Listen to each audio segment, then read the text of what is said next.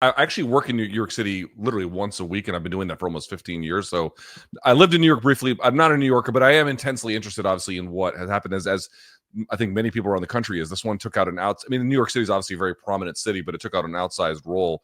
But I think the thing I want to focus in on first is there's no denial that he expanded the electorate. The math shows that to a pretty substantial degree. It's not even arguable. But and I will talk about some of his policy proposals. But I guess I would ask from you, to what extent do you think he was able to do these things? In part because of the specifics of what he is platforming on, which is, yes, a more affordable city, but free buses, free childcare up to a certain point, minimum wage, you name it. And how much of it is actually just that he is showing fight? How much of it is he's just swinging in a way where, when the rest of the Democratic establishment in the most prominent ways is just laying down, he's doing the opposite? Are you able to tease out some of these differences? I mean, it's hard to really know at the end of the day, but I think that Andrew Cuomo was instilling fear into New Yorkers and thought that that would work. Andrew Cuomo had not lived in New York since the 80s.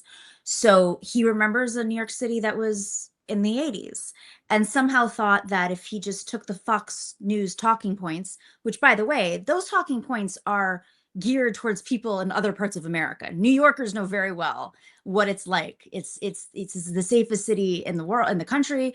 The de Blasio years, I'm partisan, but were the safest years we've had on record in generations. And so for Andrew Cuomo to be, saying that there's violence in the streets and it's not safe to be on the subway, yeah, there was a little bit of uptick, as there was in every city in America during parts of the COVID, the most extreme moments of COVID. But it bounced back even under Mayor Adams, which is, give credit where credit is due under Mayor Adams. He's been MIA for other things. But so I think, you have the juxtaposition of Andrew Cuomo so off message and also just scandal ridden, backed up by Republicans, and somehow trying to portray himself like he's going to take on Trump. The guy used to represent Trump as a lawyer. He grew up down the street from Trump. This is not the guy who's going to take on Trump. I just don't think people are buying that.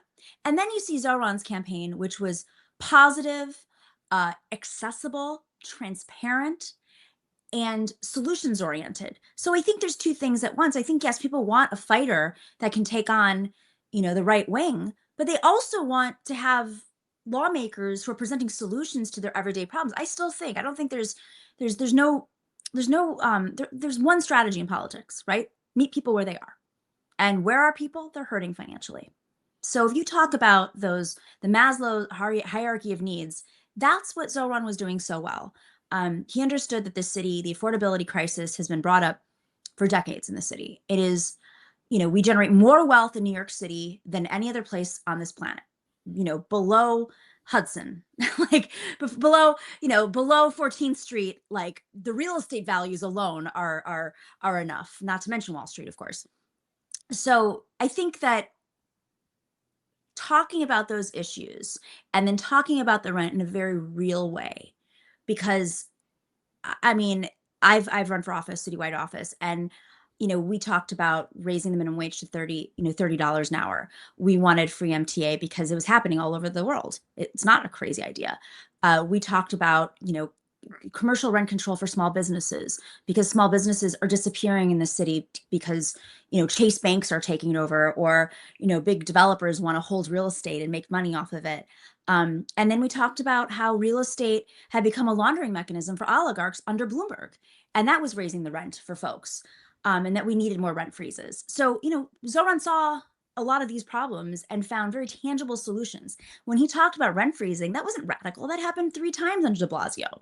When he talked about free buses, something that has been discussed ad nauseum and exists in many other cities around this country. It's not a socialist idea, and it's not anything dangerous. We have an accessibility crisis. If we can't fix the MTA, the subway, because there's lots of complicated dynamics there, he at least wanted to offer some solution, which is free buses. And then, when he talked about the grocery store initiative, that's not radical either. There's already major subsidies coming from this city. So I think people heard it in a different way, and juxtaposed with Andrew Cuomo not presenting solutions and his horrible reputation, and seeing how Zohran is not afraid. I mean, what they've been throwing at him is I mean, it's unbelievable. And the fact that you have Democrats taking part in it is disgusting. And it just reinforces, I think, that feeling that a lot of New Yorkers have, which is, we're supposed to be this progressive beacon, which, by the way, we are, as we've shown in our election results. But the people representing us are so afraid of big real estate. They're so afraid of Wall Street that they're not willing to fight. And this is the time when we really need to be protected. I mean, this is a sanctuary city, number one, but it's also a sanctuary city in a greater sense, in that we should be able to protect ourselves from what the Republicans are doing in Washington right now. And we can. Obviously, Zohran is winning on part because he's got an outsider message, or at a bare minimum, an anti-establishment message. Do you think that part of the reason he was able to succeed in the Dem primary is, it's not quite the right term, but something of an anti-corruption message, something of a, yes, I can be a fair steward of our needs, and I'm not beholden to these PACs per se, but also the like, I can be trusted to be an honest broker in these things. I can be trusted not to steal from the MTA. I can be like, to what extent did that power him as well? It's interesting because a few years ago, when Andrew Cuomo ran for re-election, Zephyr Teachout ran against him. And Zephyr Teachout, for folks who don't know, she's an anti-monopoly scholar. She wrote a book literally about corruption. And that was part of the reason why she, along with a coalition of folks who backed her, ran against Andrew Cuomo on an anti-corruption message. Now, this is before Bernie Sanders movement, after Occupy. Occupy was a very critical time, it was a year or so after Occupy. And I think a lot of folks thought that the anti-corruption message was enough. Now, it laid the groundwork, I think, for, death by 1,000 cuts against Andrew Cuomo, but it didn't really take her over the finish line, because fundamentally, I do think at the end of the day, people are worried about their livelihoods. And I don't give credit to James Carville much, but he did have that great line, "Is the economy stupid? Everything else since then, I think, is a little garbagey." But, speaking to people's needs, and that's, of course, what Donald Trump did in a lot of ways. He might be a billionaire, or a perceived billionaire, from Queens, who also his mother was an immigrant. Really the antithesis of everything that you'd think a working class person would care about. But he was talking about, the taxes on tips. It was a great example. It's and he's probably going to get passed, by the way. We should have been on top of that. But they always find, fascists always find something to get working people inspired. If they're not racist and they're not turning out in fear, they're preying on their economic burdens and saying, okay, it's the other's fault. Also, here's a solution for you. That doesn't work on the left. But I also don't think entirely that anti-corruption works on the left either. I think that it's a very intellectual concept. Corruption in general is a very hard thing to explain to folks. It's not as easy anymore as just like taking a bag of cash and walking away. I mean, crypto to me is a modern day version of corruption, and it probably will be seen that way in years to come.